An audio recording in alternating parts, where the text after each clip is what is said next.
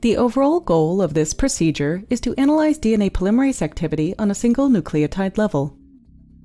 This method can help answer key questions in the DNA polymerase field, such as which specific steps of DNA synthesis are limited by DNA modifications. The main advantage of this technique is that you can observe single nucleotide changes, enabling precise observation of polymerase activity.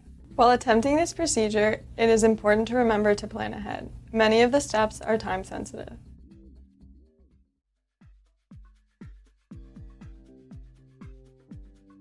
To begin this procedure, first prepare the buffers, DNA duplex mix, and protein dilution as outlined in the text protocol. Next, set the temperature of a dry bath to 50 degrees Celsius. Add 24 microliters of the annealed duplex mix to a microcentrifuge tube containing 25 microliters of 2x-DNTPs.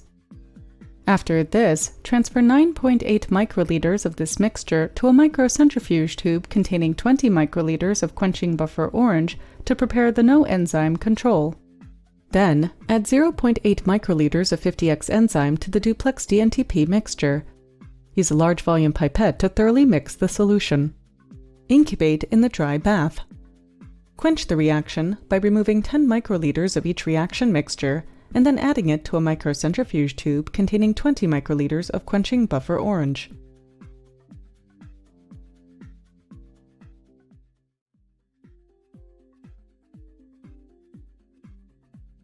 Prepare the acrylamide mix for gel electrophoresis as outlined in the text protocol. Next, wash two 33 cm by 42 cm gel plates thoroughly with soap and water. Dry each plate face with paper towels, and then use delicate task wipers to dry them.